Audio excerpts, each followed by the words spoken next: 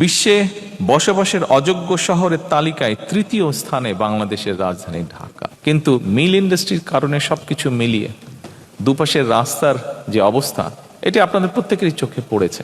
একটি সভ্য দেশে, একটি সিভিলাইজড দেশে এরকম পরিস্থিতি বোধহয় হওয়ার কারণ নয়।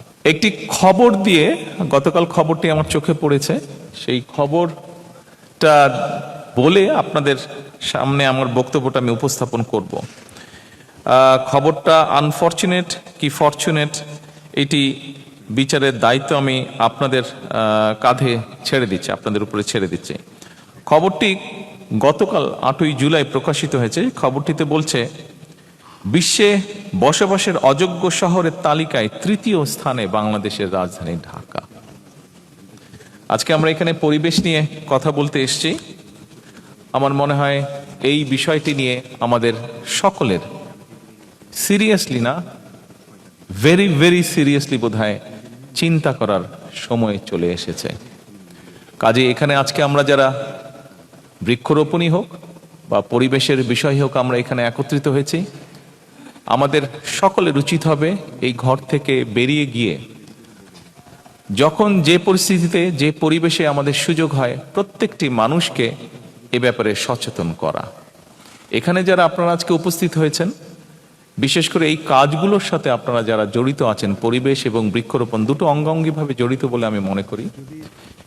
আমাদের সকলের বোধহয় দায়িত্ব, আমাদের সমাজে বহু মানুষ আছেন যারা এই সকল বিষয় খুবই অজ্ঞ, এটি অস্বীকার করে খামাখায় লাভ নেই। এই অজ্ঞ মানুষগুলোকে এই ব্যাপারে সচেতন করাটা বোধহয় আমাদের দায়িত্ব এবং আমাদের একটা পবিত্র কর্তব্য বলে আমি মনে করি। কেন মনে করি?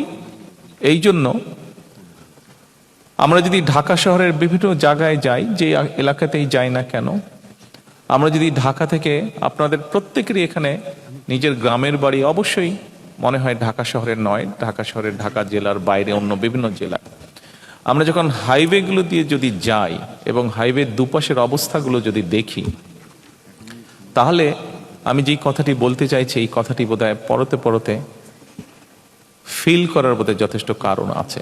এবং গত পরশুদিন আমি সাভারে গিয়েছিলাম সেনাবাহিনীর একটি প্রশিক্ষণ কেন্দ্র দেখতে। যাওয়ার সময় দুপাশে মিল ইন্ডাস্ট্রি আছে, অবশ্যই সেটি একটি ভালো বিষয়, কিন্তু মিল ইন্ডাস্ট্রির কারণে সবকিছু মিলিয়ে দুপাশের রাস্তার যে অবস্থা, এটি আপনাদের প্রত্যেকেরই চোখে পড়েছে।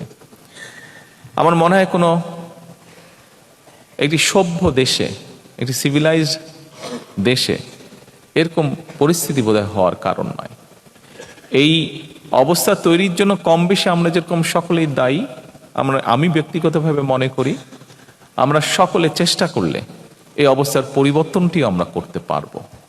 আমার মনে হয় আজকের এই বিশ্ব পরিবেশ দিবস উপলক্ষে বোধহয় এরকম একটি প্রতিজ্ঞা বা শপথ বোধহয় আমাদের প্রত্যেকের নেওয়া উচিত আজকে।